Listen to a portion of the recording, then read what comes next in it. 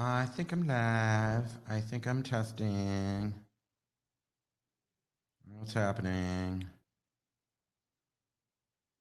I don't know if witches and warlocks is happening here. I don't know what's happening. Huh. Is anybody watching on witches and warlocks that can tell me if the feed? Oh, okay, here it is. It seems like it's feeding. Let's go to YouTube. God only fucking knows if it's working. Yes, it is. It's working. All right. Sorry for all these little stops and starts. I been an absolute hell. We had a wonderful show last night with Covendom. So if you haven't seen it, Brian Kane, my husband, and Levi Rowland, my coven brother, were so spectacular. Just so absolutely entertaining and educational and amazing. So if you haven't seen it on our YouTube channel or on the Covendom Facebook or the different places that it will have uploaded, please do, because it's just so great. And they cover the topic of sex and witchcraft. It's actually very funny. And I found out that our sex life got better when I was initiated. Apparently that added to it. I think I can actually confirm that there is a certain energy connection that happens. So there is that. Let me see here. The problem is the only way I can really interact with people on Crowdcast is through Crowdcast. So I really encourage people to register there, which is crowdcast.io/hex education.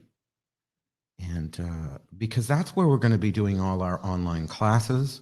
So if you're already a registered member, it's going to make things a lot easier. You don't have to pay for a membership. It's totally free if you're just there to watch.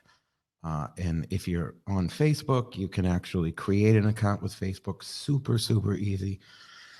I totally recommend going that route because there's an ask a question feature, there's a chat, there's polls, there's all sorts of great stuff in Crowdcast. And at some point I may try to find ways of seeing the comments elsewhere. Like if I go here on my phone, I think I can see people's commentary, but it's very hard because I'm on actually multiple platforms here. See, it's not even loading on my phone. Our Wi-Fi connection in this store is something 9 shades of abysmal. And it's why we have a Cat 6 Ethernet, for oh Jesus, wait a minute, now I'm hearing myself. So now I can see the chat and Facebook on my phone. I have no fucking idea. This is so irritating. No, it says I can bring Michael Carell on it. When I look at Michael Carell, it says I can bring him on camera, but that's on Facebook. So I don't think that's going to work anyway. I think that might actually add him to the camera for Facebook and not anywhere else. The beauty of this, Michael, if you're watching, is that I'm not using the Ecamm Live that I was using before. It has a lot more power, Ecamm, in terms of being able to put little overlays and put videos, picture with a picture. I think this does like sharing your screen because I'm using Crowdcast. Crowdcast is a lot easier than Ecamm Live, which is probably the easiest. There's another one called OBS and whatever that's really, really powerful. But Ecamm Live for Mac is amazing, and it allows like video, picture in picture, and it allows some a lot more features. But this is so much easier to use, this Crowdcast, and it's easier to bring people on because they don't need to use Skype. So, for example, if you are registered on crowdcast.io and you join in the Crowdcast broadcast of this show, then you can actually ask a question in the Ask a Question or the chat, and I can bring you onto the screen right out of Crowdcast without any sort of other technology. So even though like the Ecamm Live, those live stream thingamajiggers are very powerful, they're not as easy to use. And I know Rosie, who's not super technical, she taught a class, by the way, which is available. You know, that's the other thing. If you join our Crowdcast, all of our previous workshops will be in that channel. Unfortunately, they don't have a way to group the channel. And I'd love to say, well, here are the workshops and here are the, you know, I'm hoping they're going to engage me with potential feature requests, because anybody that knows me knows any technology I use, I'm sitting there taking notes going, well, it can work better. I used to sit on a usability team at a web development company with people from Harvard and MIT, and you know, we'd wireframe things. I have a really good understanding of when tech could be improved. So, excuse me. So anyway, you know, I strongly recommend people to watch through Crowdcast, but we will be streaming. We can repeat the channel to up to 4 different live stream channels. Hold on, I'm adjusting. I bought these wonderful in-ear monitors that are technically for use, you know, by bands and that sort of thing. And they sort of clip to the back of my head, so I don't have to have those giant over-the-ear headphones. And somebody commented on my shirt, and I do want to make mention. This is from Jack Civitarese, Jacq, and she makes the tatter capes that we sell at the shops, and she is just one of the most talented, incredible seamstresses. So, you know, you really, you know, if you need custom clothing or that sort of thing, you really want to reach out to her. I mean, we mostly carry her capes, but I had this shirt, which I had made for the Witch's Ball when the theme was the signs of the zodiac. So this has, you know, it's this fabric that I forget where I got this. I think I got it on Spoonflower, where you can create your own fabrics, and someone had made this design. But you can also do your own. I've actually thought of doing that, where you know, I create tiled imagery in Photoshop and then upload it so that excuse me, you know, so that I can literally create my own clothing. I mean, I don't sew for shit. I thought of taking a sewing class. I think Sean used to make a lot of his own clothes. I think that would be really fun to do, especially if I could get my own fabrics and stuff. But this is, you know, this sort of the zodiac astrology meets Versace. You know, because I love Versace. It's just like the only designer I actually like.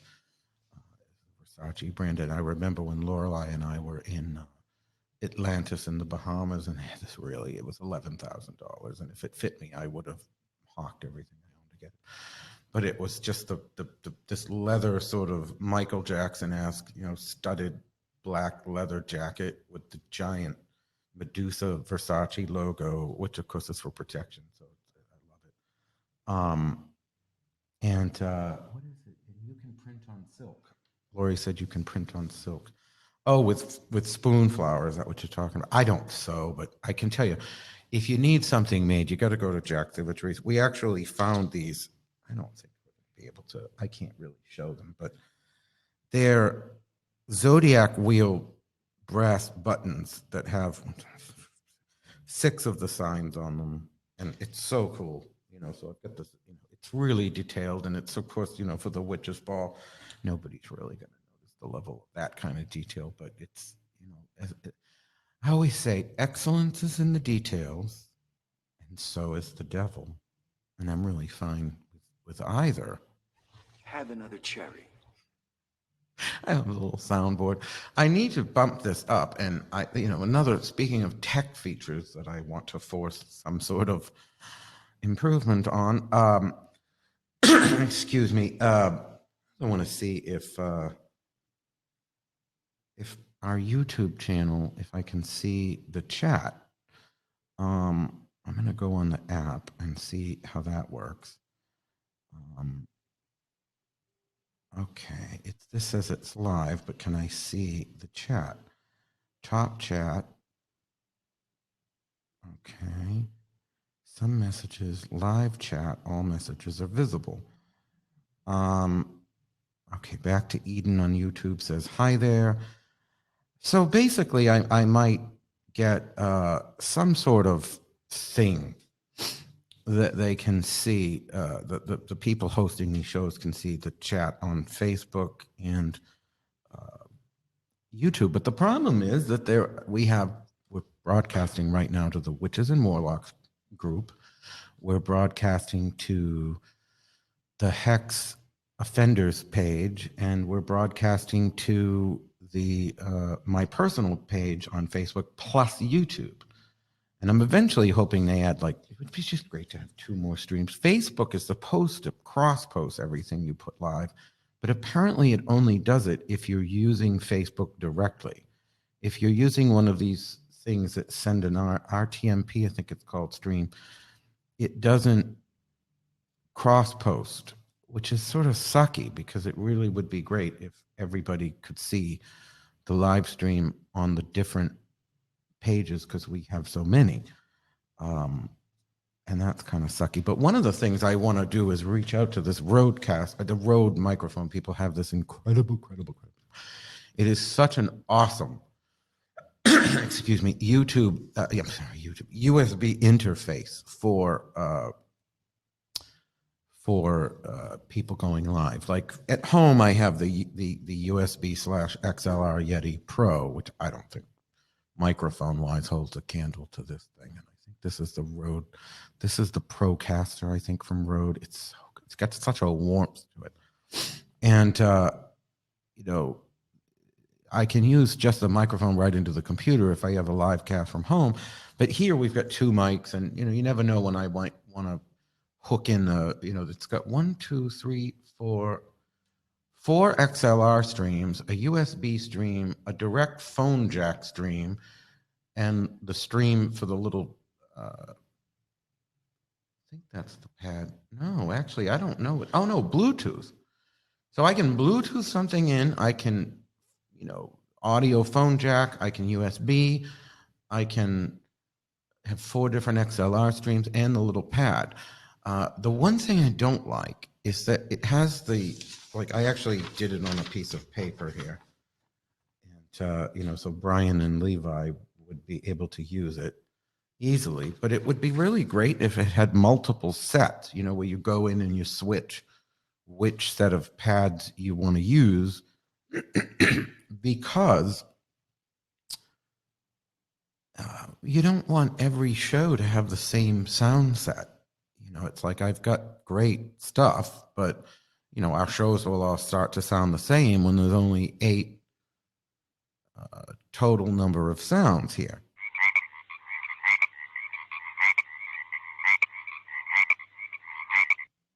So this what was I going to say? That was originally this thing had crickets, and why is he not finding on Crowdcast? Michael, go to crowdcast.I as in Ida, O as in over, / Hex Education, all one word, and you should see this test stream on the top of the list. And there are people on it, so I know it's there. It has its own URL, but when I posted the URL of the specific show, it did not seem to work for everybody. But we are on Crowdcast, so Michael, if you can find it, I mean, the URL of the show itself is www.crowdcast.io/E as in Edward /testing-5-3. Lori Ruggles says you can also use the phone app, which I should probably be able to bring you onto the screen with that too. But in any event, I can't do it with Facebook, can't do it with YouTube, and we are on both. I think fewer people are watching on YouTube. Though Back to Eden says, I'm looking for some material on the practice of conjuration. It's really a complex sort of like what you're talking about, conjure or sort of conjuring demon. There's a really good, Modern Magic by Donald Michael Craig is a classic, which has all sorts of spirit grimoire type of work. And Llewellyn has a book I can't remember the name of that has it's all about using the grimoires. And then I think it's Michael Coleman who has a wonderful book on necromancy. What is the name? Oh God, no, it's not Coleman. It's called Conjuring Spirits, and I can't remember the name of the author. I thought it was Coleman. Excuse me. I'm looking it up on my phone. Ain't working. If anybody knows, let me know. I have no Wi-Fi connection to speak of in here. It comes and goes. So I just really basically have to get one of those mesh things here. But I strongly urge you to go to crowdcast.io. That's really the best place to watch this and to interact. Trying to get everybody logged into that, because if you all have an account on it, you're going to have an easier time taking classes. If somebody could do a search and tell me what that book is, because, oh, wait a minute. Communing with Spirits by Martin Coleman. Communing with Spirits. That's a really great book. The only thing I don't care about with that book is the tone it takes with the spirits. If you've read my book, you know that I really don't like, except in extreme circumstances where you're dealing with, harmful phenomena, I really don't like the controlling of spirits aspect, which he really focuses on. I kind of prefer negotiation. Maybe it's because I'm ethnic. Joan Rivers always says, ethnic people are different. What was her joke? She said, when ethnic people go to a funeral, they're like, she died. Oh, I'm so sad. Oh. I really hated her. Oh, she died. And waspy people are like, who got the shoes?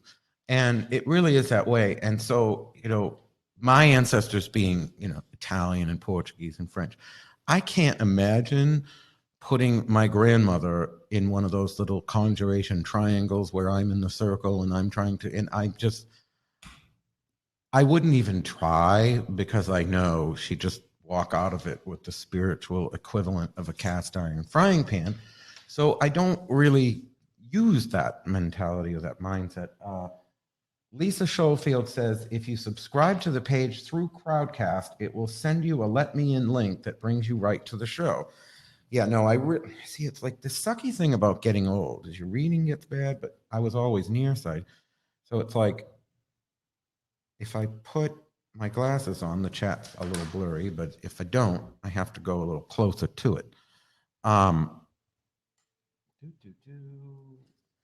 to bring this, maybe I got to get better wires for this. I really need a USB extension cable, which I have at home. Keep forgetting to bring, and that will allow me to pull this computer closer to me. Anyone got a link for Crowdcast? It's Michael. Hold on. Michael, I'm posting the link in the chat. www. On the chat on Facebook. Crowdcast.io/hex education. And then the actual show, let me see, I should be able to post the actual show. crowdcast.io/testing-5-3. I should have put that in the initial description and didn't. But the link is there. It doesn't seem like it's clickable, though. I'm not sure why that is. But, copy, paste it. I don't know. I've got the crowdcast.io/hex education. I think people are probably putting .com. I don't know. I keep saying .io. Anyway, because I've only got 2 people here in Crowdcast. Lori and Lisa. And so the problem is I am not going to see everything you're saying unless I turn to my phone here. Back to Eden on YouTube asks, is love magic something to be patient with? Well, yeah, any magic is something to be patient with. You know, in as Laurie Cabot always says, a 75% or higher I need to change the little inserts on these microphones. A 75% or higher success rate is a valid scientific hypothesis, though I'm not a scientist. I have no idea. That's what she always said. And, you know, as witches, I think we have that kind of success rate if you really have the juice. And I don't know, Z Budapest says I have the juice. I never realized he had any power at all. He sends me hot flame shade. You know, what is it? I sent her shades that burn like hot flames. I think that's called crotch rot. So anyway,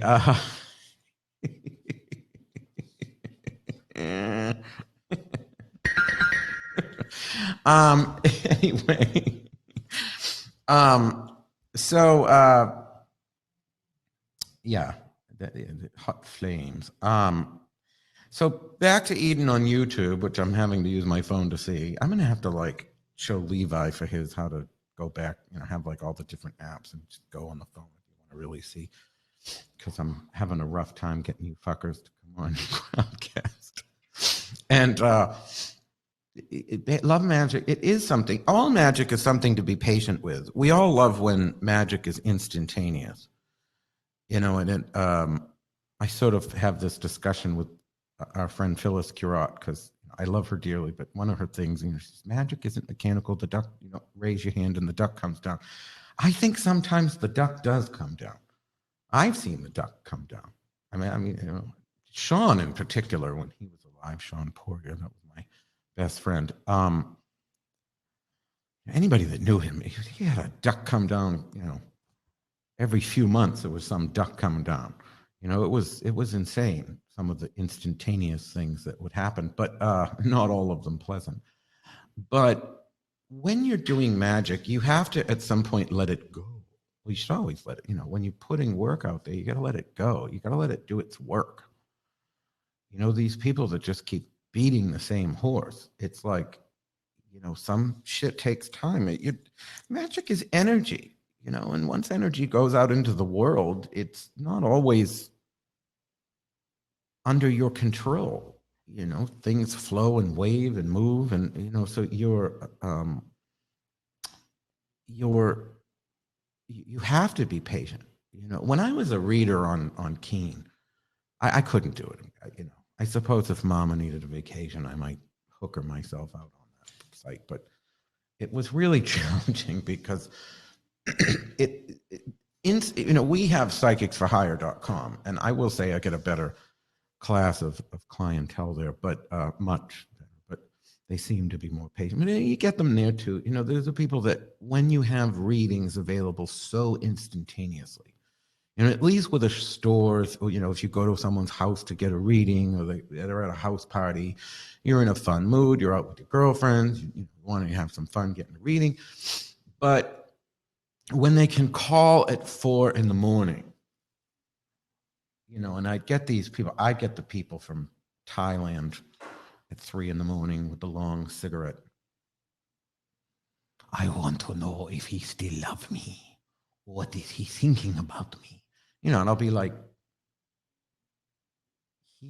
why do I get the psychic feeling you haven't seen this person in decades? 1973. And I'm like, you know, you want to just say that fucking ship has sailed. There ain't enough candles in the world, you know, whatever.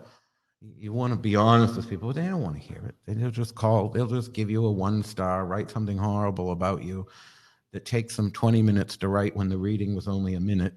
And, you know, they you know, absolutely go nuts. And you know, Lisa asked how many drunk callers at 4 a.m. I'm also going to get you people to use the ask a question feature one of these days in this Crowdcast, because it really does help.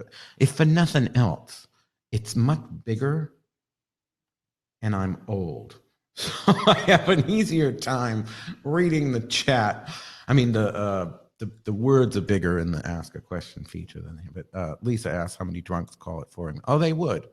Oh, you'd get suicidal people. You'd get these women that would call from the bushes outside his house, and he has a restraining order. I'm outside his house. I'm in the bushes. Does he still love me? You know, and it's like, what do you say? You can't be honest on those sites. You have to couch. I wasn't able to lie. I felt too dirty. A lot of those psychics on there wouldn't tell you what you want to hear. I couldn't do that, but I would have to couch everything. You know, and I wrote about these people in my book. You know, they do it with magic too. These, you know, they'd call me on the phone line, you know, and they'd be like, when's my man going to call? And, you know, they called 20 psychics a day, mind you.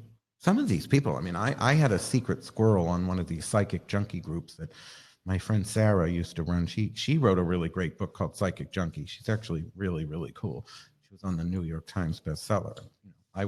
She probably doesn't know I was secretly in a group. But I wanted to understand the addiction because, I think a lot of times they blame the psychics for fueling the addiction.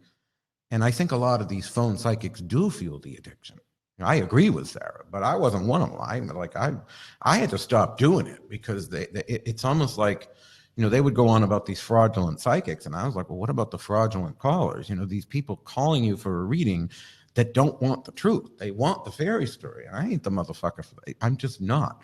You know, people ask me every once in a while, I'll get these clients from 30 years ago that want a reading. And I don't want to do it. I don't have, God, was it Edie on Desperate Housewives? You know, I want to be a friend to people, but what if you just don't want to hear people bitch? You know, that's sort of my thing. It's like, I don't do well with people who mire themselves in the problem. You know, if somebody comes to me, I'm not that shoulder to cry on. I never have been. They'll come to me like, what is happening? And I'm like, well, here's what I think is a great solution. I instantly go into solution mode. And I've learned over the years how much people hate that. They don't want a solution. They want to wallow. So if you're the type of person that comes up with solutions, because my logical mind is never turns off. So I'm always wanting to see, you know, what is the next thing that I can do with people. You know what I mean? Like, it doesn't matter what it is, magically or in your everyday life. If you call me and say, shit's going down, my life's not working, I'm not going to be the one to sit there and cry to. I just know it's funny that I'm talking about this because my Aunt Maureen, God, I wish I could bring her. I don't know if she has any sort of YouTube, you know, sort of video ability or whatever. I'll have to have Tammy set it up because she's like the female me, only less vulgar. Well, it depends. She was a city councilor in Beverly longer than anyone, 22 years. And I remember many, many years ago, there was this anti-incumbent sort of mindset going on in Beverly, which is one town north of Salem. It's where I was born. And they got rid of the mayor and all but 2 city councilors. And she ran unopposed that year. So this is, you know, the sassiest person I know. But she's the same way. She's, you know, I think I get that from her. I'm not like my mother in that regard. My mother was a shoulder to cry on. You could talk to my mother and she'd be like, feel bad for you. I'm not that person. Like, if you come to me and you say, the shit's going wrong, my life sucks, I'm going to look at what's sucking and I'm instantly going to go into solution mode. I don't really have a high regard for wallowing, you know, and I get some people need to wallow. I totally get that. Maureen says, I'm listening to you. My abilities are far above yours. She's so mean. You're one of the meanest people, but I laugh because she's funny. I'll never forget, I was 18 and I had, you know, I'd reading tarot cards since I was 17. When I turned 18, I got into the witch thing, you know, and at the time, you know, I was a lot less jaded. I had a much more rosy sort of view of what it meant to be a witch. And I remember, you know, being in my Aunt Maureen's den. Sorry, my cold is not fully gone. Being in Maureen's den, and she's ironing, she's just ironing, and I'm like, Maureen, I have something to tell you. I came out of the broom closet before I came out of the closet. And I was like, um, I'm a witch and we're wonderful people and we don't do hexes and curses and we're healers and the whole nine fucking yards.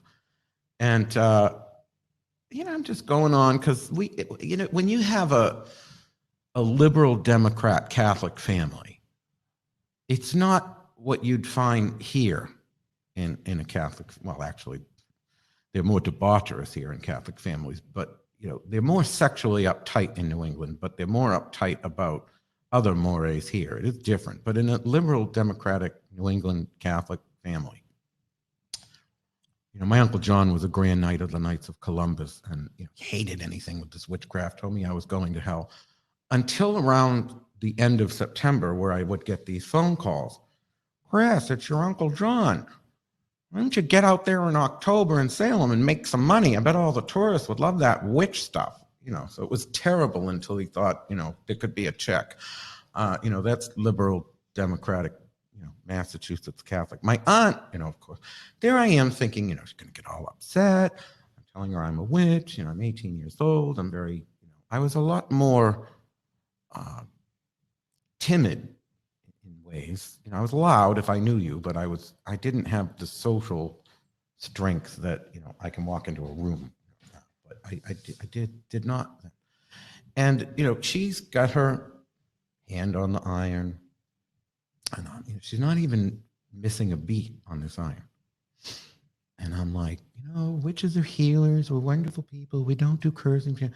So she just like, without missing a beat on the ironing, just sort of side eyes me. Does this mean Hansel and Gretel can walk safe through the woods again? She's so mean. She's so mean. But she's so good at it. Like, she's just really, really good at it.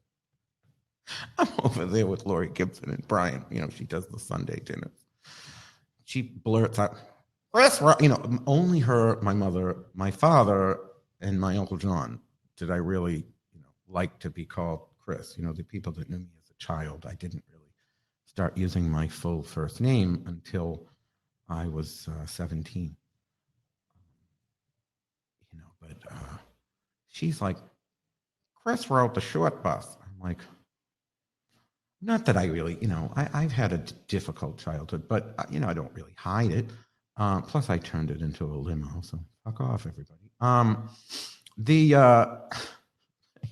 Lori Gibson gets me a fucking short bus cookie jar as a present. I'm like, thanks. So, God, I wish Maureen, you got to figure out, I don't know if you got a webcam. You really got to figure out how I can bring you on. Oh God, there's a ton of people watching on YouTube now. Alex Martinez on YouTube. See, it's so hard. I got the comments on here where I've only got like a couple of people watching on the Crowdcast. By the way, crowdcast.io/hexeducation, all one word. That's really the main location of where you ask questions and polls and chat, etc. But I get people are going to use what they used to. So there they are on YouTube and Facebook. So I'm looking at my phone trying to see these little comments. Alex Martinez says, hey, Christian, I picked up some of your Hecate oil in Salem some years ago to put on offertory candles. I feel like she really loved it. Honestly, I've got a lot of favorites. And I as far as the perfumes that I've made, which are all natural essential oils, and they're available at hexwitch.com and omensalem.com. Ting. I need a ting. Anyway,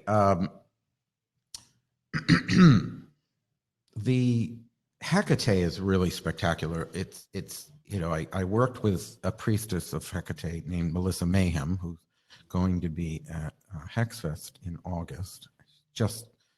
I've always said it exactly this way. She's one of the 5 most magical people I've ever met. And it was funny because Charles that works for us had a post last night about, why would you want to hang around with people that don't like you? And I was like, well, there were those rare instances. Melissa didn't like me for the longest time. And she was one of those people that I'm like, you're going to fucking like me. And I just kept like, nope, you're going to be my friend. That's just how it is. I've done that with very few people. Vicky Lee, she's passed away, but she's like the most bulldykey lesbian you've ever seen in your life, and wonderful human being. But she was so mean. Oh my God! When I met her in the student lounge at community college in like 1991, and I was like, hi Vicky, how are you? I really thought she was fascinating. Get the F away from me, F and FAGGOT, mean. But I was just like, I looked at her, I said, you're going to be my friend. Of course she was. Because I decided. So there are those times that people don't like me that I find them fascinating enough that I don't care. And so I'm still going to get into their world, whether they like it or not. Melissa, she's fabulous. But she helped me with this spectacular oil because I needed to know, what was pre-Columbian exchange. She said, don't put tobacco. People put tobacco in Hecate potions because, of her association with the dead. But tobacco, I believe, is post-Columbian here, so it wouldn't have been in her potions. But the base of it is an absolute, which, some essential oils are actually absolutes. They're extracted with a certain chemical so that, they're not, people will say they're natural and they kind of are, but the process could be sketchy, but it is actually a natural extraction of the plant. So, like your rose absolute is cheaper than rose essential oil. That's like, thousands. And what is it? So it's an absolute of beeswax, and it's awesome. It's the base of that potion. And it's just because at the crossroads, you leave honey cakes for Hecate. I think Melissa says Hecate. So it really is like when you talk about the ingredients, you can know with any of those potions that we sell that I've been quite fastidious in making sure that they have the right stuff in them. In fact, Brian for Christmas got me little head things. I got to get a better insert. I've got a whole bunch of these little inserts I can stick onto the headphones, and that way, we each have our own, and Brian doesn't have to get my ear boogies. But anyway, the potions. I just got the workbook level 1, which I haven't had a chance to start using, from Mandy Aftel. She is spectacular. She's made natural perfumes for Madonna. And these people are serious, man. Like if they get an oil and they don't know if it's natural, these natural perfumery people, they'll gas analyze stuff. You know what I mean? They'll have it gas analyzed to make sure it's real. And, so that it's very hard to do that sort of thing with the store because, a lot of witch shops will use synthetics, with actual herbs in them or whatever to get around the fact that it's fake. And a lot of people talk about, the hoodoo oils. It doesn't matter how it smells. It matters how it works, which is funny to me because most of the hoodoo oils came about in the old pharmacies in the early 20th century, and they timed with the advent of petroleum-based synthetic scents. So they were always fake. I mean, you look at a lot of these hoodoo books, and they have things like, I think, lilac oil, stuff that doesn't exist. So you would have to put the herbs in those oils in order for them to have any potency. Not that, there are two sides to that, I like to say. And it's one of the reasons I chose to go the route I went with the oils. I sort of stuck myself, trying to make a sugar cookie scent out of nothing but natural essences. It's a real pain in the ass, but I managed to come pretty close. And there is two types of magic and scent. You have the signature, which is the energy of the plant. But you got to remember, some of those things were chosen not just because they had similar, they'd say a plant meant this because it looked a certain way. Some of it was when they were astrologically harvested. what time of the year, which can be complicated because if you're using a spell that calls for vetiver and you use Haitian vetiver versus wherever they used to grow it in Europe, I don't know, then you're going to have somewhat different signatures in that plant. So there's the magic within the plant, but there's also psychological magic, which stimulates the mind process, the focus, the intent. If every time your mother showed you love, she gave you, a strawberry Pop-Tart. Not that they're terrible. I like them, but I do like Pop-Tart. But if you associate that fake strawberry smell with your mother's love, well, then that's going to work for you in a magical way. And what is it? Lisa said, where do you find the beeswax absolute? At hexwitch.com. We actually sell the beeswax. I'm pretty sure. Yeah, I'm pretty sure. I can't remember. If we don't sell it, we will soon enough. I'm 90% sure that we sell it. And I'm going to go on to Hexwitch, www.hexwitch.com. Of course, if it's out of stock, and then I won't even know. But beeswax. Then I don't know. Let me check Omen. I don't know. I would swear we sold it, but it might be out of. I mean, there's been some things happening up in Salem land that are kind of challenging.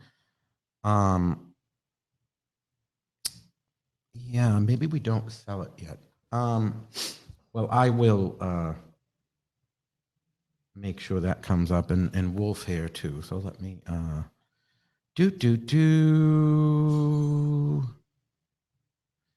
Sandra, I'm messaging Sandra on live. Please reply on live show. Hold on.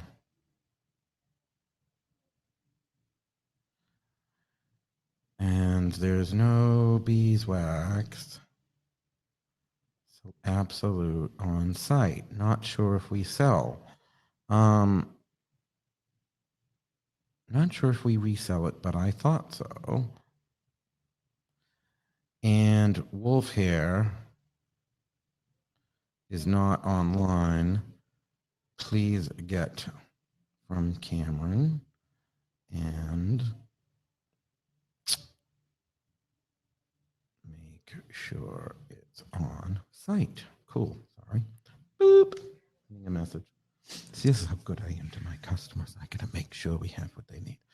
But yeah, if you really, I really believe that if you're going to make potion, perfume, that sort of thing, you've really got to take it all the way. If you're not going to use all naturals, at least use some essential oils and then use, put the herbs in. I always put at least one herb in each thing. I put one herb in each potion because I've already got all the other ingredients. So I like to add a little extra natural, herbal element. But if I were using mostly synthetics, I would add a lot more herbs, frankly. So you get the energy signature. But it also does, these people, it doesn't matter what it smells like. It does matter what it smells like. We had a line that I don't think our customers understood it, but it really is spectacular. From Vajra, it's at conjuroils.com. And we used to carry them, and it's not that they're not amazing. In fact, one woman put the Stay True to Me oil on the hood of her cheating husband's car, and the transmission fell out on the way to see the mistress. So her shit works. But she's got this one, I think it's called Destroy Everything, and it literally smells like fire, brimstone, and hate. And she really, really understands, and then she's got one that's called Menstrual Blood, and it really does have this peculiarly coppery smell. And no, she's, we don't, I may start carrying those. They really were spectacular. And she just did a great job with the packaging and everything. Her website is conjuroils.com. And let me see what's going on out here on the I seem to get more questions on YouTube. There's a lot of stuff I got to look at here. What are your thoughts on flying ointment? Oh, here we fucking go. That opens up a can of worms. Yeah. Yeah. I don't know. I think it's, the drug dealers of the witch world, personally. You've got that crazy Sarah. It's interesting about Sarah Ann Lawless. She's one of those people that if she hadn't gone so cuckoo, because that was my introduction. I didn't know who she was. Apparently, she's this big deal. She's famous because, her fans say she's got 13,000 Facebook likes and my page only has 5,300, because I haven't been on TV or any of that. But she's a big deal. I had no idea who she was. And hold on, I'm adjusting my, trying to adjust this. These things are a bit pain in the ass.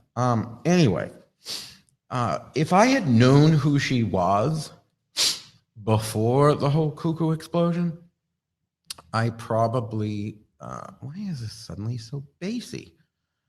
Hold on, I'm going to check that. 1 2 1 2 1 2 1 2. Let me take off this 1 2. That's Big Bottom, I think it's called. Nice name for a button, Big Bottom. Maybe that adds a little too much bass. I feel like there's too much bass on this, but maybe it's the headset. I don't really know. In any event, testing. Is this too bassy? I don't know. It feels very bassy. There's so much trying to perfect this. But yeah, I think if I'd experienced Sarah before she went cuckoo, I would have thought she would have been one of those I'd want to be friends with. She seems very fascinating, but I think that she's got this hard on for initiatory craft. And so when she went out and put this whole attack on her people who sexually assaulted her, which is every man she ever met. I'm not saying don't believe people. I'm just saying if somebody comes along and basically says every man she's ever encountered in the pagan community has assaulted her, or attacked her, or sexually harassed her in some way, I don't know. I defer, people, why would somebody lie about blank, sexual assault, whatever. Why would somebody lie? Go to the witch trials. Look what those girls accused people of. And when they were confronted with it, Abigail Williams said, we do it for sport. Let me tell you something. When all other reasons are off the table, attention is always on. Attention is always, when all other reasons for somebody to lie are off the table, attention is always on the menu. Always. So if somebody, well, why did somebody lie about, sexual assault? Attention. And if you say, why would they want that kind of attention? Some people do. Some people do. Look at how many people hated those afflicted girls. They barely let Abigail Williams back in the church, and she had to really basically grovel on the floor to get there. So, anybody that understands the witch trials has a different mindset of why people are willing to lie. Of course, we as a culture love to make excuses. And so for 300 years, it was bad rye bread. No, it fucking wasn't. They knew exactly what they were doing. It wasn't hysteria. It wasn't psychosis. It wasn't delusion. And it wasn't fucking rye bread. It was kids living in a society that did not allow children to speak or to even play or to sing or to do anything. It was the very extreme of no attention. So faced with that, now granted, once they started those accusations, the adults in play saw it as a way to attack people they wanted to deal with. Most of the accused came from a group of people. If you read Boyers and Nissenbaum, Salem Possessed, or an easier sort of digestion of it would be Francis Hill's A Delusion of Satan. The idea that there were, you got to remember, like New Orleans was the greatest maritime port of the 1800s, Salem held that role in the 1700s. So in the 1600s, people saw that writing coming. They saw what Salem was becoming. And so many of people in Salem Village, which is now Danvers, and just so you know, so sick of fuckers saying this to me online, the trials didn't happen in Danvers, they happened in Salem. The people, most of them, not all, but most of them were from Salem Village, which is now Danvers. But the people accused, many of them were associated with a group of people who wanted to go to church in Salem. Because remember, just like the kids, you really weren't allowed to socialize. There was no fun. There was no singing and dancing. There was nothing. There was farming and church. So if you were a Salem Village resident and you went to church in Salem town, you were able to rub elbows with all the moneyed people, the future sea captains, all that emerging seafaring economy. You can. I had a teacher once said to me, you scratch beneath the surface, and there's usually a buck involved. Now, so these people wanted to be involved with Salem town. They wanted their church to be that, because then they could rub elbows. But then there was a whole, the Thomas Putnam family and such that wanted to just stay farmers, be in Salem Village, and they wanted their own little village church so they wouldn't have to truck the horse and fucking buggy all the way to Salem town. Now it's an Uber ride, but back then it was, it was a nice little trek on the horse and buggy. So, it wasn't like they could just take a whole, they had to go with a whole family. So, I wonder if some of them had to walk, so in any event, I don't know that they had a horse and buggy bus going to Salem town. So here's the thing, the farmer, the Thomas Putnam people, they had their own church, and they kept hiring minister after minister. I believe the infamous Reverend Paris, who had the slave girl Tituba, and his niece Abigail Williams and his daughter Betty Paris were the first of the afflicted girls, curiously enough. So Paris was the fourth minister, and there were the Salem town crowd constantly fought against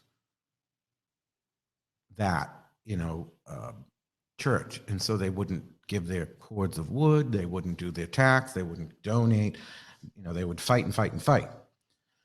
And so once the afflicted girl started, I believe that Reverend Paris and Thomas Putnam, whose wife and daughter, both named Ann Putnam, were among the afflicted girls, curiously enough. So they started using these girls to attack those Salem town people that wanted to be part of Salem town. And if I remember the name right, Boyers and Nissenbaum, it was the Israel Porter crowd. But he was too powerful for them to go against at that time. But that didn't stop them eventually, because when it finally ended the witch trials, it was because they accused the governor's wife. So then Increase Mather, whose son Cotton helped fuel the trials, came out with his letter, Cases and Conscience. And he had, I think he supported the witch trials, but he realized he couldn't keep going, so he had to cave. And so he wrote this letter, whether he believed it, who knows, but he had a wonderful statement in there. It were better that 10 witches go free than one innocent person be hanged, which is my opinion on the death penalty. It's why I don't support it. It's not like I couldn't pull the switch if I knew the person was guilty, but I don't think that should be allowed for the state, because what if you can't, you can give the person their life back if you don't kill them. You can let them out of jail. You can throw them a few million, but you can't bring somebody back from the electric chair or the gas chamber or lethal injection. And it's also my opinion on this whole Me Too. I think it's a very important movement. I really do. But it has a flip side, I think, in that I hear certain extremists that will say it's okay to destroy, the lives of these innocent men if we get a few rapists, because you're just taking away their career. It's, if it's the court of public opinion, they're not going to jail. I'm talking not about actual accusations in the court of law, because, as many people point out, false accusations in a court of law, they say hover around 5%. I think it's higher, but not much, probably. The court of public opinion, however, Jesus Christ, I was having a conversation with somebody recently, and I said, name me a crime that I haven't been accused of somewhere in the social media. And the only one that she could come up with was bestiality. And I said, give it a month. I'm sure they'll say that too. So there are so many false accusations in the rumor mill, and the idea from the Me Too extremists are, well, if we destroy 10 men's career to get one rapist, that's okay. It's just their career. It's not like they're going to jail. Well, what if I'm some man with a wife and 4 kids and she don't have a job? And my career gets ruined and nobody wants to have anything to do with me, and I'm innocent of this crime, and now my kids can't fucking eat. I don't think that is too high a price. I realize he's not everyone's favorite. I've always been a fan of Alan Dershowitz, but when he spoke to the 300th anniversary of the Salem witch trials, he was supposed to be there, but he was there by satellite because he was defending that O.J. Simpson. One of the reasons people don't like him. But I like him as a mind. I don't agree with everything he says or does, but he's a brilliant mind. And he said, no crime should be so great that even innocence is not a defense. And that really stuck with me all the way since the 300th anniversary of the trials, when he spoke at Salem State University by satellite. No crime should be so great that even innocence is not a defense. And I think that when that applies to the court of public opinion, you need to be careful, because the only one you're hurting is victims. And I wish Sarah Lawless understood that, because when everyone's a rapist, then smart people are going to say, well, obviously not everybody's a rapist. And they're going to become jaded. When you're constantly hurling this out, Shauna Knight, everyone's an abuser. She's got to be the worst abuser I've ever met. She's the one whose fucking exes put a restraining order on her. What the fuck? But everyone in her world is an abuser. And after a while, you hear that so many times and you get jaded.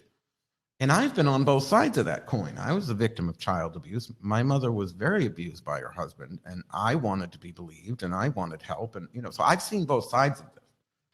I have a very unique position, having seen both sides of this. But I'm not willing. It's sort of like with 9/11. At what point does your need for security turn you into the very enemies you're trying to fight against? If we have to become our enemy in order to win, then we've lost. If you have to lie for your cause, you don't have one. The truth must be the greatest thing. What I know, it's originally, I don't know if it's Shakespeare, I can't fucking remember, but I know that it was used in the movie Excalibur when they asked Merlin what was the greatest virtue, and he said, truth. He said, when a man lies, he murders some part of the world. I agree. I think that truth to me matters more than anything. If I know that I can get all the rapists by telling lies, or I can get all my haters, not for nothing, my haters should be glad that I don't have that mentality. I'm a fucking genius. Like, if I was the type of person that wanted to get even with people that have hurt me and lie to do it, they would already be destroyed. I'm pretty fucking smart, not to be a twat about it, but hey, I'm up there. So if I what am I trying to say here? Excuse me. If I have to lie, it's not worth it. I feel like I've already lost. The truth must matter above all. And that's just really how it is. And if I didn't believe that, my haters would all be decimated, because I'm pretty fucking smart. If lying was on the table for me, I would have done away with these people ages ago. But it's not. And I would argue that, if you look at my history and all the battles people have waged on me, and the fact that I've won them all. I have to believe that staying with the truth has been the right choice. You know, people want the quick win, so they lie. But is it really a win? Do you destroy your own soul?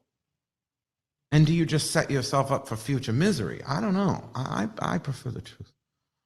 But, you know, cycling back to Sarah, you know, this all started because somebody asked about flying ointments. Cycling back to Sarah Lawless,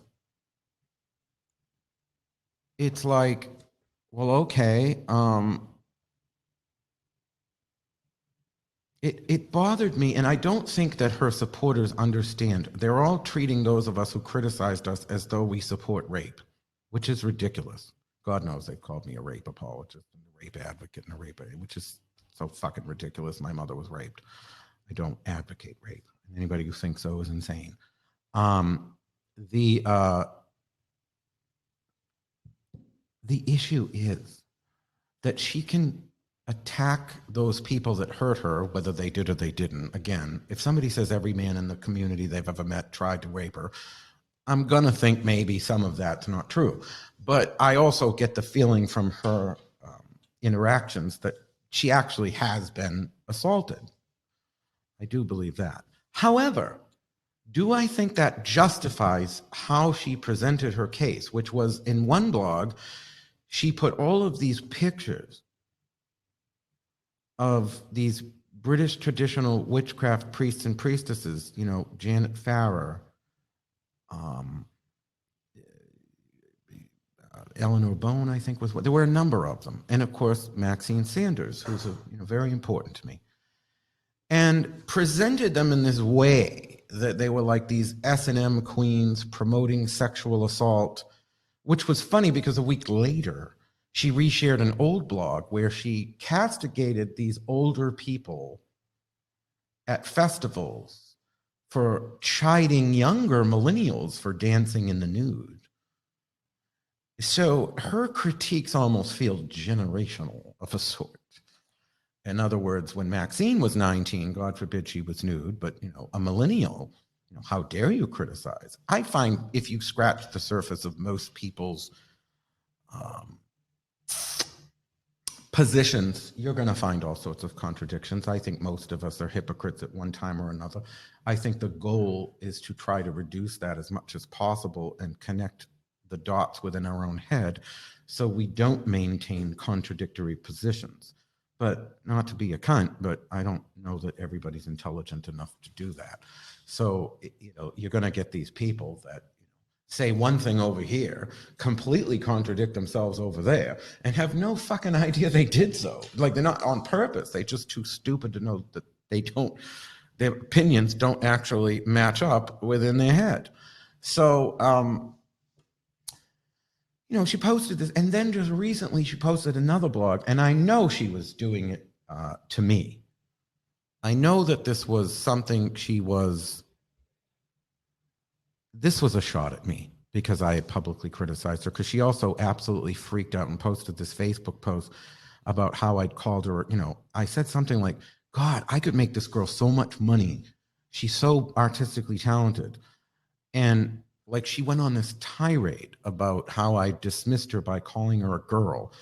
And I'm like, that's just a vernacular. That was not meant in a dismissive way. And intent should matter. And not for fucking nothing. I love the line in Supergirl where Cat Grant is like, when she names Supergirl, she's like, well, I'm a girl and I'm smart and I'm hot.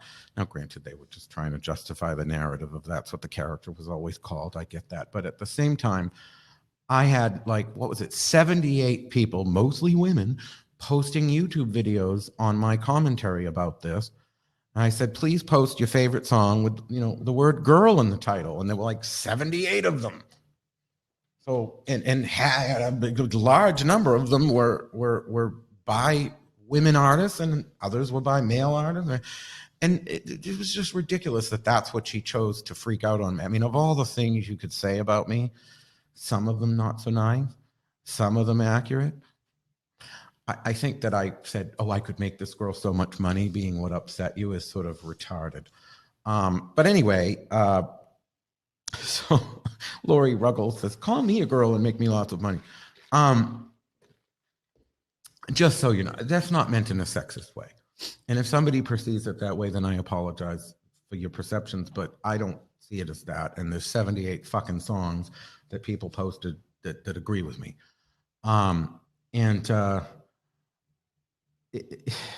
Anyway, so she posted another blog, Sarah Lawless, and this one, she made when you put an image in a blog, you have to be careful now that it doesn't have something sexual when you share it to Facebook. So she specifically got a picture of Maxine naked, Maxine Sanders, with Alex hovering over her with bondage, or, but it was a ritual thing and there was nothing BDSM about it. It had nothing to do with anything non-consensual or anything like that. And, I can't get into what it was, but at the same time, it was not what she was making it out to be. And she may, even though she doesn't mention Maxine or Alex anywhere in this article,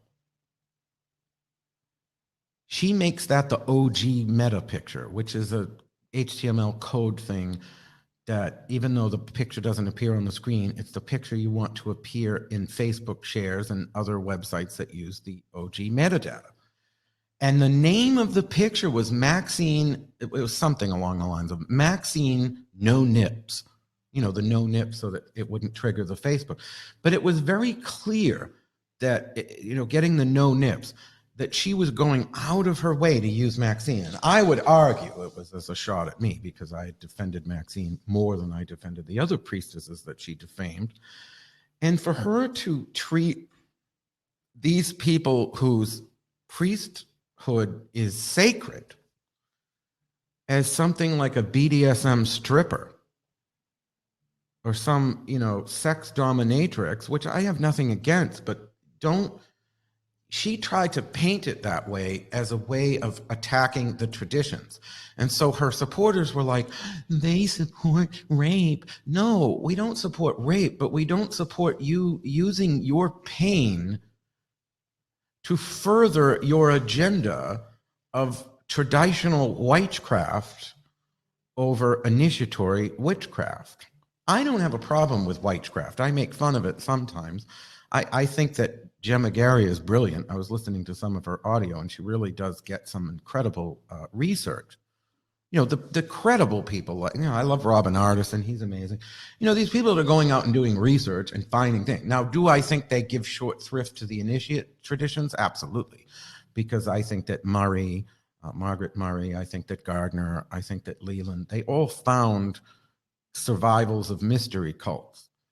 So I would argue it was Murray who said it first, that there's the religious cult witchcraft and there's the operative witchcraft. And I think both of them are very valid. So I think that these ear things, they are not quite what I really want.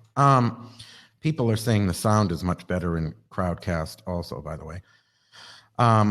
Rebecca Lee said, I'm not an initiate, and Sarah's treatment of Maxine made me angry. Well, I hope other people saw this, because I'm not, look, if I don't even like Samuel Wagar, he's a hater of mine. So if he stuck it in Sarah and didn't ask permission, then she should shoot his fucking balls off.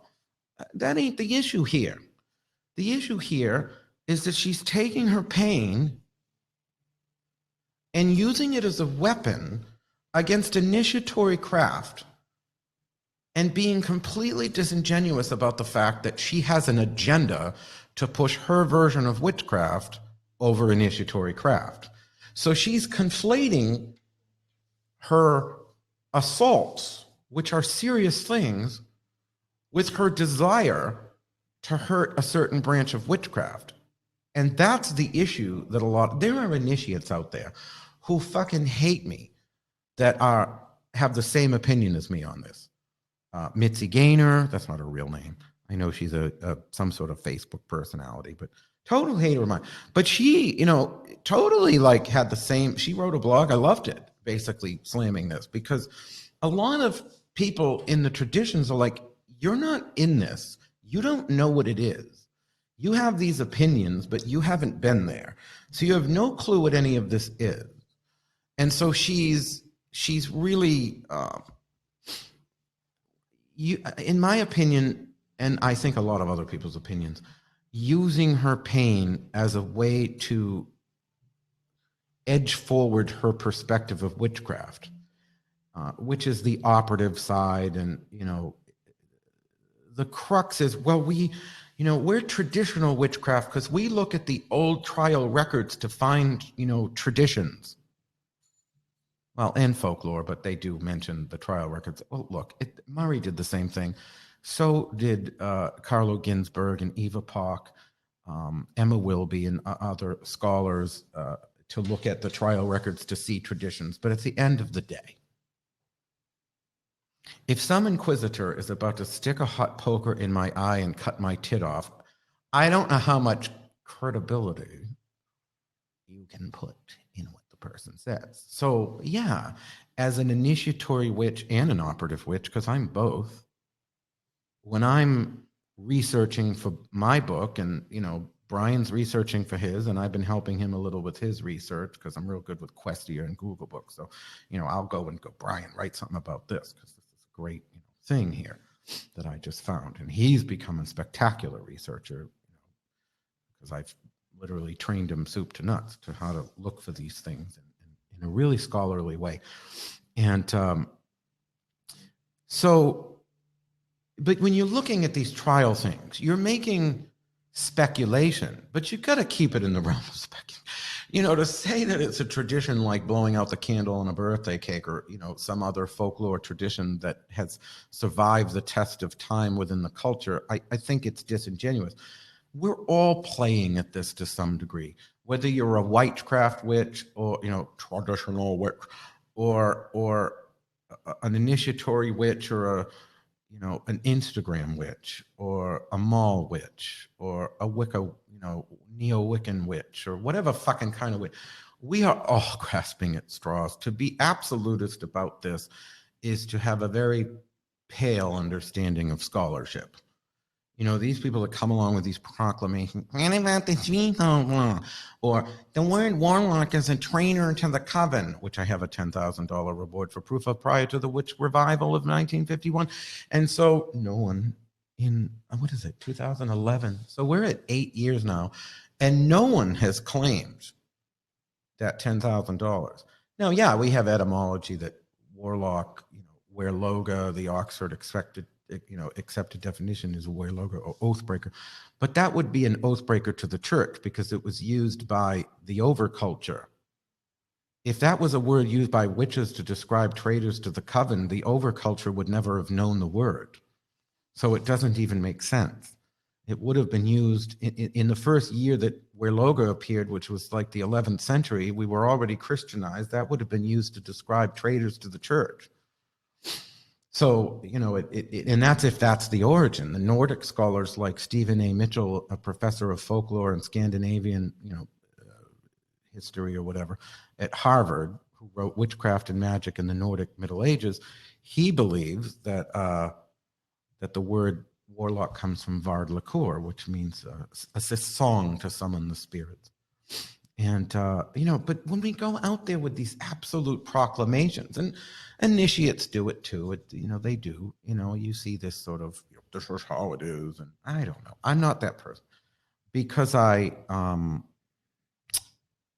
really believe that we don't fully know. I always say that witchcraft is like this giant window with many panes, and some of them are blurrier than others and foggier, and some of them are more opaque and harder to see through. And that I don't think any of us looks through every pane. I think each of us looks through between 1 and 5 of them. Some only look through one pane, and I don't think any of us fully sees the witch. And Sean always said, when you take the word witch and you splay it open like a lab rat, it loses its power. Sorry, the cold is killing me. It loses its power. And so I like the mystery of witch. But, so sometimes I'll pick on the witchcraft people because they have more ways of spelling witchcraft than some feminists do women. You got Wyman and WYMMIOYN, or I don't know. There's so many fucking ways of spelling women today. Well, the witchcraft people have just as many for that word. But I don't think that they're invalid, but I think when they come out there acting like they've got some corner on the market and that somehow they're doing scholarship that Murray didn't do, or Ginsburg, or or the initiatory people like didn't Gardner didn't do, or Valiente didn't do. They certainly researched folklore, and Murray. I mean, Ginsburg doesn't get too into initiation, but he does talk about cults that have levels of degree. That they were called novices. In one society of Diana, they had the game of Diana, I believe it was called, mentioned in Ginsburg, and they had to be inducted into this cult. And it had a woman playing a goddess sort of role. So Murray didn't make, Murray is attacked, Margaret Murray, because she speculated that the cult of Diana and the witch cult was this universal European thing. And, whatever. Obviously, that's not the case. But to throw the baby out with the bathwater of all the research she did, well, Ginsburg came to some of the same conclusions, though in his case, it was less religious cult and more ecstatic cult. But I think that's sort of, I know Hutton said that. It was like, Ginsburg's way of looking at it was different than Murray's, but you also have to consider the time. Murray's talking about survival of the cult of Diana, which was a mystery cult, which would have been the very essence of ecstatic. The really crazy, Brian and I have been researching the cult of Dionysus. The cult of Dionysus in the rural areas, that was often incredibly ecstatic and powerful. And Murray does go into that. So I do think that Ginsburg supports some of that. I just think the main thing is that it isn't universal. But at the end of the day, for anyone, for Sarah Lawless to feel like, okay, I look at the old trial records. Well, so did fucking Murray, so did Valiente, so did Gardner. They all looked at Hewson. They all looked at these things, back in the day. So I think it's disingenuous to try to pit these things against one another. I think they're all seeing a different side of the story, and Sarah clearly has this agenda of hurting the initiatory craft, and she's using her sexual assault to do it. And I find that disgusting. I really do. My issue isn't that I'm not defending her rapist. I don't like Samuel Wagar. I hope she kicks him. That's not the point. She's using her sexual assault as a means of hurting an entire religious group. And that kind of makes her a cunt. So, yeah, I don't like her. She clearly doesn't like me. Of course, I could care more. How often do I care? What people think. I wouldn't be where I am if I cared that much. But yeah, there are certain people that I will absolutely defend vociferously out in the social media or wherever else. And they include my husband, my close friends, my heroes. I don't have many, but I do defend them. Maxine is a hero to me. Maxine Sanders. Lori Cabot is really the greatest hero to me. And so, even when she and she did not even speak for 10 years. And there were times I would defend her, and people would comment about the way she looks. I know when Kirk and I do our live stream show, our first episode is going to be on the subject of the aesthetic. So I was going to talk a little about that today, but I'm not going to because I want to wait. But there is, I think people really misunderstand the aesthetic. And so you're going to want to tune into that episode. Oh God, Rebecca Lee. When every man looks at you with sexual assault in mind, you need to examine your ego. Well, she said it, not me. I'm just fucking saying, I am a big supporter of Me Too. I'm not a supporter of extremes. It's like these people that don't, the ones that attacked Utu because he's a white person writing about conjure. I support affirmative action. I support racial justice. I don't support black separatism any more than I support white separatism. I think that's silly. Um, and if people don't like my opinion on that, they don't have to pay attention to me. But I think the idea that, this idea that people are going to silence me, I find very amusing. Here we go. Have another cherry. That's for you, Sandra. Here, hold on. You got to turn this one up. This one's too low. I got to redo this one. Have another cherry. Have another cherry. Yeah, I love this thing,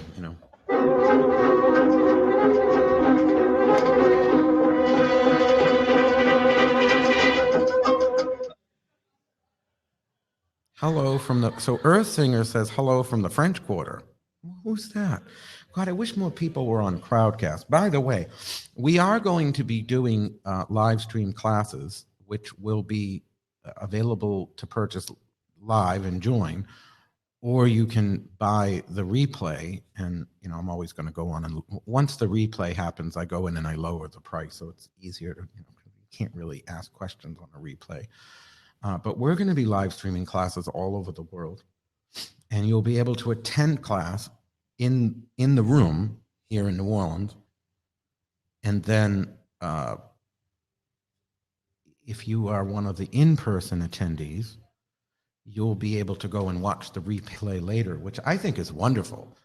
Like how some people go to a class and they record it? Now you don't have to record it. If you take a class in person here at Hex New Orleans, you'll get the link to the replay later. It's awesome.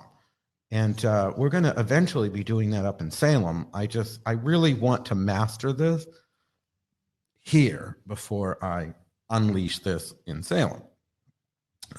Our Queen of the Empire North, which would be Sandra Mariah Wright, I think she's at, I wish I knew, I wish she'd told me, but if you look up Spirit Beacon, she's doing a psychic fair this weekend with Leanne Marama, and her husband works for a radio station, so I think I'll be able to train him in how to do this.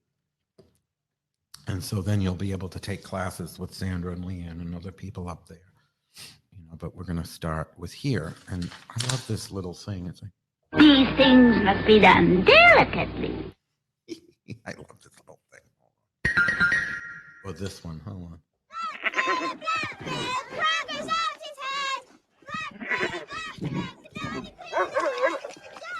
Lisa Schofield said, with most webinars, the replay is only available for 24 hours. No, it's permanent here. And you can pay through Stripe. And with the classes when they're live, I mean, you can buy them through Crowdcast, but it's probably better to, well, it doesn't really matter, I guess. I sell the web-only classes can be bought either directly from our Crowdcast, which is crowdcast.io/Hex Education, which covers everything. Hex Education used to be our radio show. It's now our network, which includes Hex Offenders, Covendom, our live stream classes from the shops. Anything that interacts with the digital world is going to be Hex Education. And unfortunately, when you go to the list on Crowdcast, it doesn't show, it doesn't categorize them, so we can't have the Covendom shows and the Hex Education shows and the classes in separate little boxes, unfortunately. But you scroll and you'll find them. And, so this is really, we're at the precipice of something really big with these online workshops, because Rosie's was just spectacular. And I think the way this is all set up here, it's very easy to look at the people in the class and online here. And so, I think, plus we got these kind of ugly, but they're padded brown chairs. And the reverb that you heard in this room, if you notice, it's still there, but it's nowhere near as bad. Like, I'm not on Ecamm Live where I had the echo cancellation. I don't have any echo cancellation, and yet you're still, there's a little reverb, but it isn't bad. It's a lot better than it was. And sorry. The podcasts were great. Really missed those, says Samuel K. Yeah, but I want to do them on video. Even if we do them I mean, Hex Education is it is going to be a podcast, but it's going to be video. Everybody now is on video. I don't know. I mean, I get you can listen to the podcast and go do other things, but that can be true with the video. It's not like, anything I'm doing physically is that, I suppose if I were holding up, a thing or whatever, then the video matters. But I think by and large, anything we're going to do, you can listen to and go about your day and not have to be watching the video. So it does act like Hex Education, the radio show, was. And we can bring in, I can hook up a phone to this and actually call people. I just haven't figured out how to do it. I have to figure that out. And I can Bluetooth. I don't think the Bluetooth is a phone Bluetooth, though. I think that's a different thing. I think the Bluetooth is, I don't know. I haven't tested it. There's multiple ways to connect to this mixer.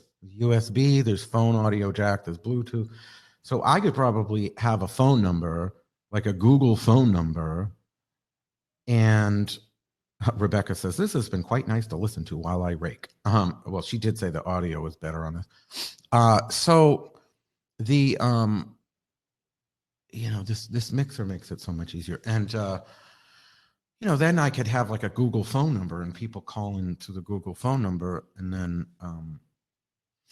that would be their way of interacting with the show.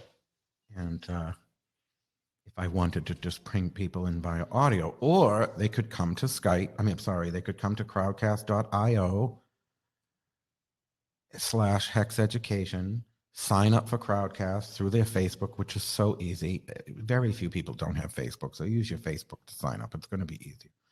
And then, because it puts your name and puts everything in.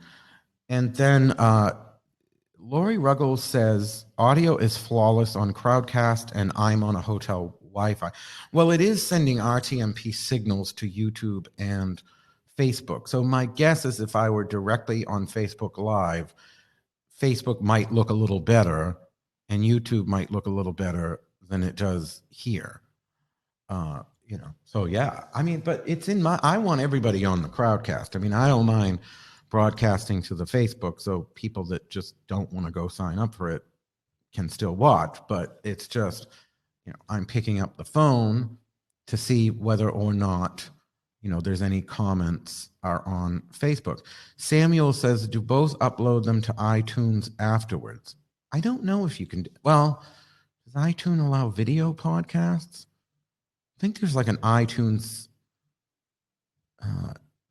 University. I don't know. Maybe. I'm probably not going to go to iTunes with this. No offense. There's only so much you can do. And I feel like with YouTube and Facebook and Crowdcast, you're getting this massive reach. And Lisa asked, will Hex Offenders be a weekly show? We're hoping. I know Brian and Levi want to do weekly for the Covendom show. Kirk and I get so busy. I think that's probably going to be times when Kirk isn't in the studio and we'll do a show and he'll use his laptop, so it won't be quite as crisp on his end. But because I have these lovely ear monitors and I have a mixer, I think I'm able to correct, needs to be corrected as far as sound. Rebecca says, picture is better on Facebook. Sound is better on Crowdcast. Some lag between the two. Well, that's the way, the internet's still not there. I have a fucking killer connection right now. Absolutely killer. And, what just happened? I have a killer. It's like a 500 megabit download, 35 megabit upload. I think Hex in Salem is going to 150, but we're never going to live stream there. And Omen is going to a 300 megabit download, and I think it's a 50 upload or something. I can't remember, but our connection here is so screamy, and it's through a Cat 6 Ethernet right to the router. And I'm also getting Oh, what is it I'm getting? I can't remember what I'm getting. I'm very tired today. What was I just? God, I hate when I lose my train of thought, especially on camera. But anyway, it's all in the tech, and let me have some coffee. I'm not fully awake here. But yeah, we're going to be showing this all over the place, and as this grows, we might have more shows. We have Hex Offenders. That's me and Kirk, and we have Brian and Lee, and it was so entertaining. You really have to go see. Who is it? Rebecca says she really prefers the Crowdcast screen. I like everything crowd. It's so easy.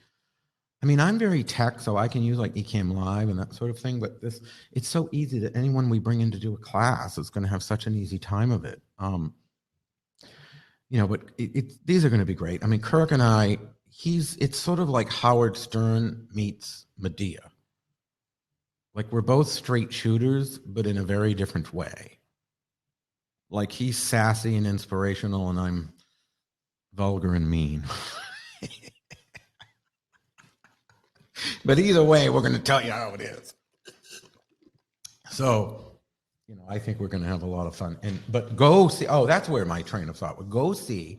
If you go to our Crowdcast or our YouTube channel or the Covendom page on Facebook, you will find the last live stream done last night with Brian and Levi, and it was so great. They're both basically Shiite Muslims when it comes to initiatory witchcraft. So they are very hardcore about this is what it's hardcore, but they're passionate, they're amazing, they back it up, and they're fun. And the best part is they play off each other so well. Like I knew that Levi was going to be spectacular with Brian because he's so good at playing off Brian, and he's so funny.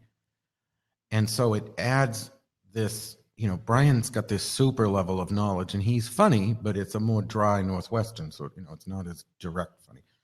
And so it really is this, it's just perfect pitch balance.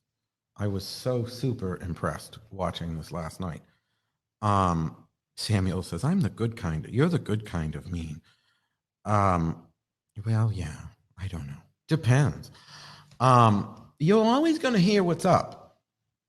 If I tell you how it is, it's how it is, or at least how I see it. I'm not that I'm never wrong, but if I say how I think it is, it's how I think it is. I don't really deal well with subterfuge and obscurity. I'd rather just lay it on the line. Here's what's going on. I don't like it. Let me tell you how it is. All in good time, my little pretty. All in good time. I love this. That one's a little fuzzy, but yeah, I am gonna beg I'm gonna beg those road people.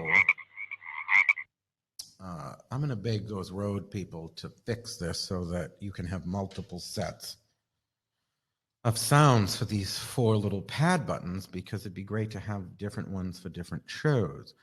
Those that say the truth are often called pejorative. Oh, God knows I've been called everything under the sun.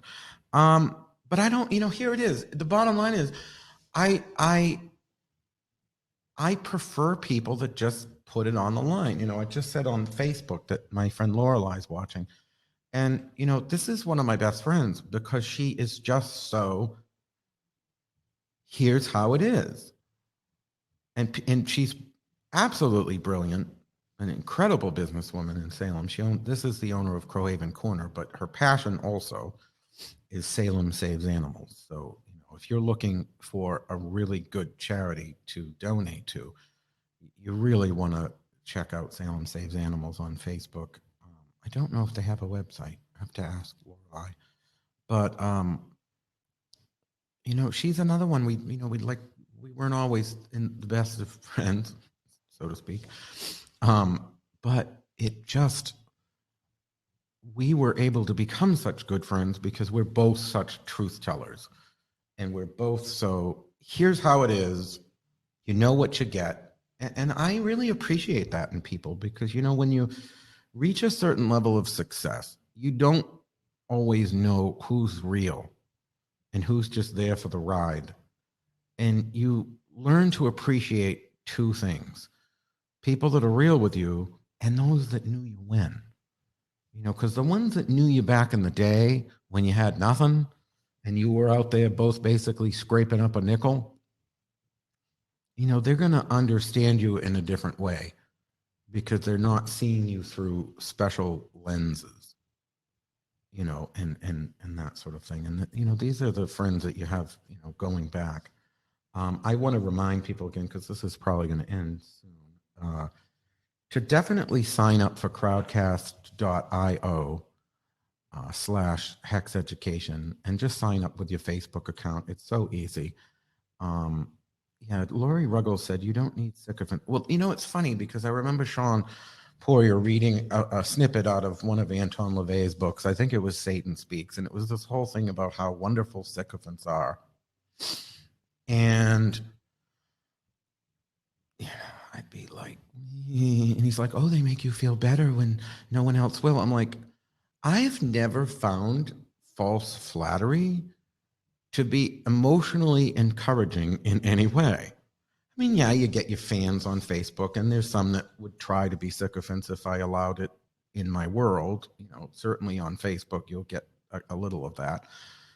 But if you'll notice, I don't really engage those people because I don't want to encourage that. I don't think it's something that should be. I think these people that are looking for spiritual gurus, I don't think Brian realizes I'm on a live stream. Hold on. These people looking for a spiritual guru, they're looking to fill a hole. And when the hole don't get filled, the knife that they were spreading butter on the bread of the guru ends up being the knife they stab the guru in the back or slice him in the throat and whatever. I don't want that relationship. I never have. It's part of why I've allowed my spiritual personality to be so caustic and tell it like it is, as opposed to elegant priest, you know, because I want to be real. I don't want people to develop guru situations with me because I'm not interested. You know, and I think some people do it healthily. You know, Lori Cabot has a wonderful group of people that come to her church. So does Christopher Penzak. And I told them both I couldn't do public things like that other than the Halloween one. I do them now at the store with Brian, but he pretty much runs them because I'd cast a circle with an Uzi. I just couldn't do it. I don't want that kind of relationship. I don't encourage it. I remember you know, an author friend of mine over dinner said, you know, Christian, looking at your Facebook, you have so many yes people. You need more no people. I said, I don't want yes or no people. I want smart people. Like my friend Sandra, she's one of those. Lorelei, you know, those people that just tell you like it is. If they think you're doing something fucking stupid, Kirk's the same way. Sen Moise, I keep screwing up his name. He's going to kill me. Hoodoo Sen Moise. They tell you like it is. If they think you're doing something stupid, they tell you it's stupid. If they like what you're doing, they're going to tell you they think it's right. And that's what I mean. I don't want yes people or no people. I want people that say yes and no when it's appropriate. So it's challenging there. You know what I mean? It's very challenging. And I encourage people to be their own guru. And that doesn't mean you shouldn't find teachers. And eventually I probably will be teaching these classes along with everyone else. I don't mind teaching. I just don't want to become people's bodhisattva or sacerdote. Yeah. But anyway, I don't want to be that. I don't want those kind of people. They irritate the fuck out of me, first of all. Anybody that just keeps going, oh, everything you say, I just hang on every word. And it's like, you aren't contributing to my fucking world if all you do is rubber stamp me. Because you're never going to propel me to greater excellence if all you ever do is just put your stamp of approval over every word that comes out of my mouth. I want to be challenged. You know what I mean? I want to be challenged. And this is, I like what Rebecca just said here. You're real. I don't mean that in a buttery way. You encourage me to stand up for myself in my own life. That is it, right fucking there, right there. She just said it. You know, I remember Sandra saying to me years ago, you don't nurture people as like a, shoulder to cry on. I don't know, Sandra, did you mean that in a nice way? Either way, I took it as a compliment. She said, you nurture people by making them more successful. Well, it's like I said earlier, I go into solutions mode. I'm not interested in your fucking wallowing. Tell me how you want to achieve the next level of your fucking life. And if I've got 10 minutes to give you, I'll tell you how. I might not be right 100% of the time, but I've made a lot of rock stars out of people in my day. So I think I got a fucking skill for it. And, if I can, what Rebecca Lee just said, I encourage her to stand up for herself in her own life. That's what I want to see in the people around me. I want you to claim your own fucking power. And maybe that might put you at odds with me here and there. But that's more interesting to me. People being who they can be and saying, well, if I just tweak this, I can achieve this thing that, it might not be greatness to everybody else, but it's greatness to me. It's why Fiona Horn is such a hero to me. Because she just sets out, it's like, okay, I want to go ski mobiling in Alaska, or, I really in my 50s want to get my commercial pilot's license and fly food aid, aid flights of food to Haiti. And she does it. Oh, I want to do that. And she does it. And I want to do that. And she does it. It's like she doesn't have that no voice. We all have a no voice. That voice, you can't do it. You can't do it. Fuck off. It's like if you listen to everybody that says no, and more importantly, because all those other no voices from other people telling you can't do it are never as bad as your own. Your own no voice is the worst fucking no voice of them all. Stop listening. Yeah, sometimes the no voice is good if, they say, no, you better not stick your hand into that lion cage. Well, fine. Then you got your value in the no voice. But if all the no voice is doing is stopping you from every next step in your fucking life, well, what are you going to say for it all at the end? We're all going to be in that fucking nursing home someday, looking back. What did I do when I had that chance? You know what? I get a million people that fucking hate my guts. And you know why I don't care? Because do I think I always say the right thing? No, I have a terrible temper. I actually have intermittent explosive disorder. Not that I'm wielding it as a weapon. I did ask my shrink for a letter saying I had that just in case I very rarely play the violin, but you never know. Sometimes it comes in handy. But the point is, I don't always do the right thing. Sometimes I've earned hatred. I think most of the time it's just rumor. Like a friend of mine said, well, you've burned some bridges in town. And I look at this one person that I've apparently burned the bridges. I've never spoken to her or met her. She hates me because her friend hates me, and her friend hates me because her friend hates me. So there's like all these degrees of how do I burn a bridge with somebody I've never met? They have these opinions. Well, that's on them. At the end of the day, I sleep at night. I enjoy my life because I do what I believe is right, and I go forward. I make mistakes. I say things I shouldn't. But at the end of the day, I'm going forward and living the dream. I'm living what I was born to do. I'm sitting here talking about magic and witchcraft and inspirational things that are not what, people will know this, that listen to whatever my shows are. It's not just about magic or witchcraft. It's about life, and life is magic. So if I give you advice for your life, there's something magical in that. It's going to change how you live and for the better. And that is magical. And it helps your actual metaphysical magic is helped by that confidence, So I think that, I'm getting all these little doodads here. Hoo-hoo, da, da, da. Still not very used to this. Cobalt Will says, Lorelei equals fabulous. I know, isn't she? She really is one of the most amazing people. And she's one of those people like me that not everybody gets to know because it's so, just so intense and powerful that, some people are like, she scares me, but what an amazing human being, and the heart of gold, like the greatest, kindest heart, really. So I just, I treasure these people that I've met in my life. And I think that's the other thing. You need to learn who your allies are. Who are those fucking ride or die bitches? Who are those people that you're going to be up there in the shit when it happens and when you need to be? And I think that if you can find, 2 or 3 of those, I'm very blessed to have those kind of people, even ones I might have lost touch with, over the years, that we may not be as in our lives as we used to be, like my friend Mabel from Chile. And, there are certain people that you just know, they're just, you could lose touch with them for a decade, and it just, you find them, and that magic is still there. And,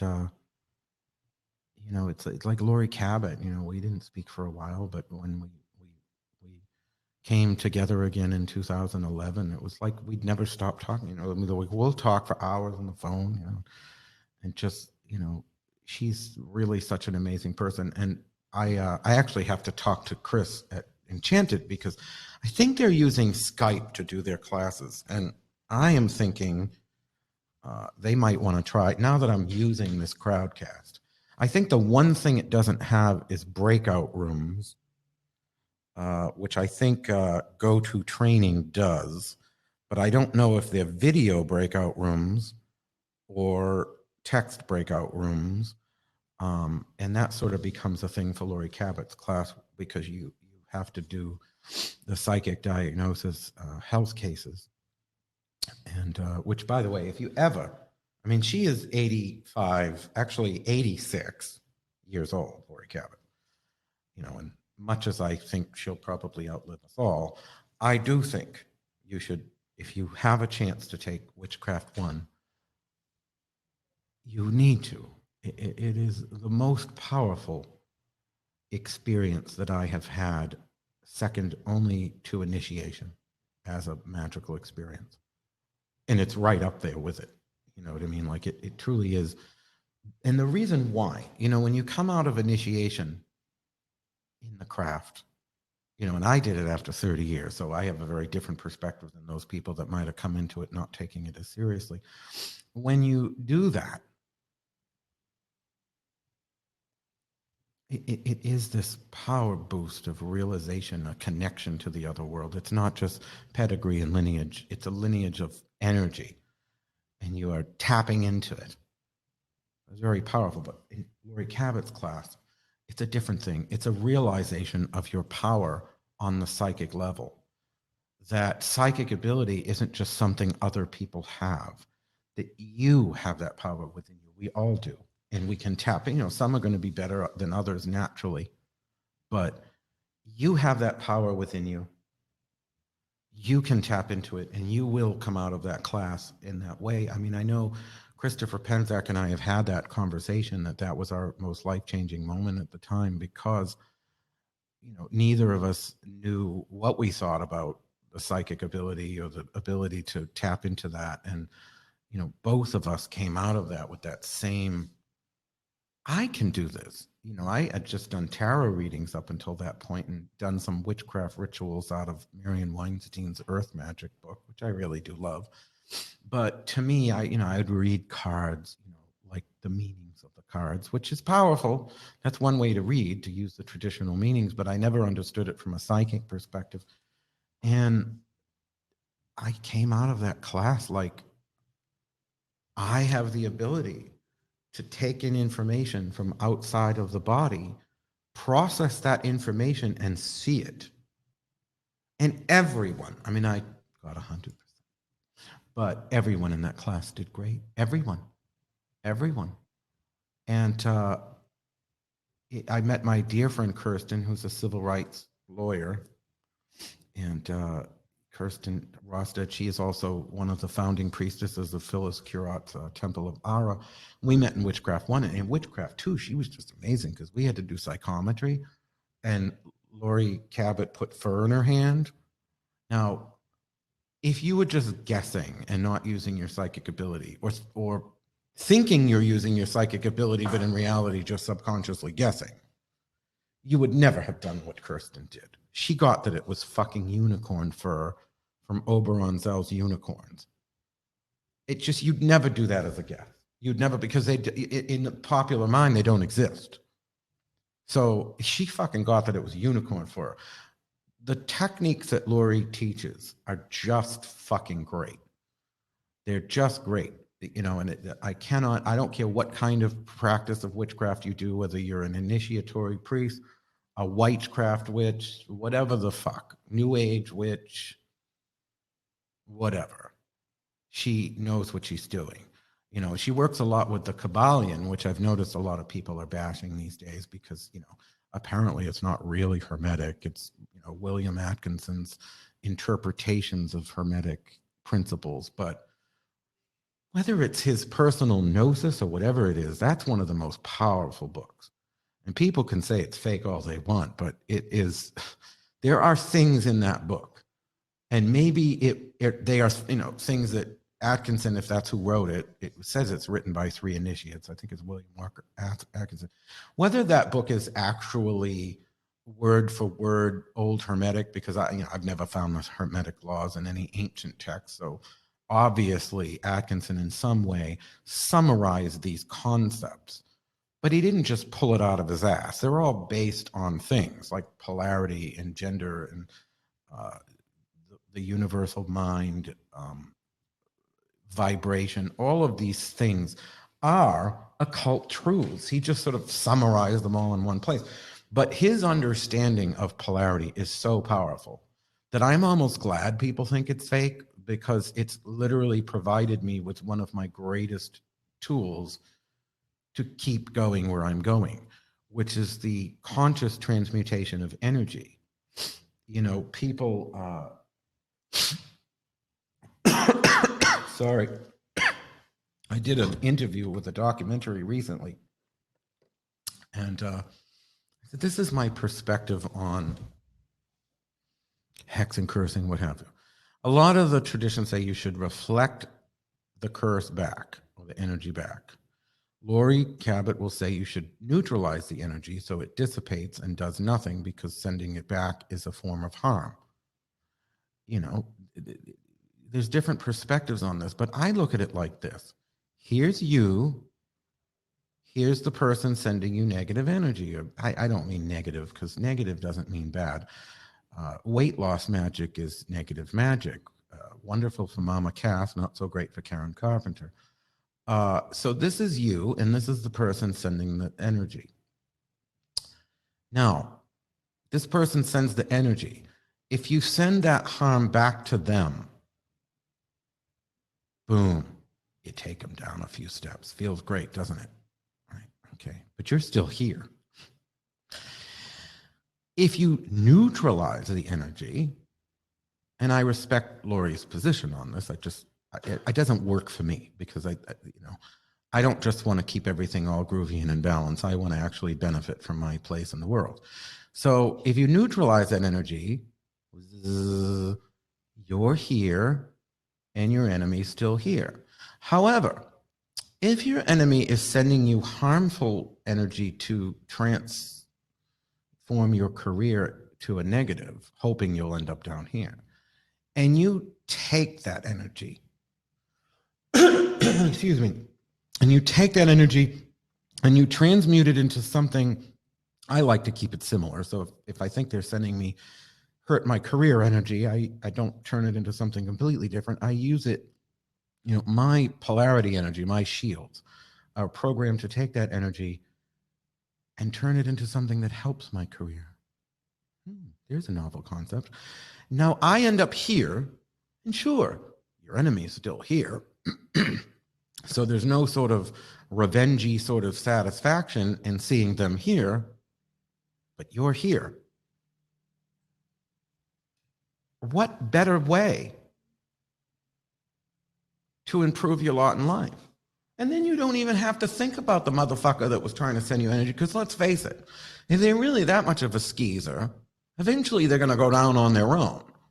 You don't have to worry about it. Or maybe they'll evolve and they'll end up with you. I mean, some of my best friends were the worst enemies. And together, we're both, Lorelei and I, God, they wrote about our feud in the Boston Globe. And when we joined forces, it made us both infinitely more successful. Abraham Lincoln said it best, the best way to destroy an enemy is to make them a friend. And it's so powerful. And so for me, if I have a choice between this, or this, I'm going to go with this. So maybe the Kabbalion is fake, but I can tell you it's the Kabbalion that Laurie Cabot recommended to me that has given me that power. Maybe people think I'm crazy, but at the end of the day, proof's in the pudding, baby. This is a real expensive microphone. It's a real expensive computer that's just sitting here with no other purpose than this desk. Or as Leanne said when we were sitting over the table, we were having breakfast at the Hawthorne Hotel when they have a wonderful breakfast, but they used to have this honey marmalade butter for their pancakes. I don't know if they still do, but they don't have the sausage anymore. They had this amazing homemade breakfast sausage at the Hawthorne Hotel that I just loved. And Leanne and I were talking about these armchair sorcerer types, the ones that go on and go, the Kabbalion isn't a word for word piece of the Hermeticum, and it's not valid, and it's fake, and it's this, and they debate all these Hermetic and occult principles as though they're actually putting them into any application at all other than just reading it in a fucking book. And Leanne looks over at me with her fork, and she sticks the sausage on the end of her fork. And she looks over at me and she says, Christian, I can know the magical properties of this breakfast sausage inside and out, but it means absolutely nothing if I can't afford to eat it.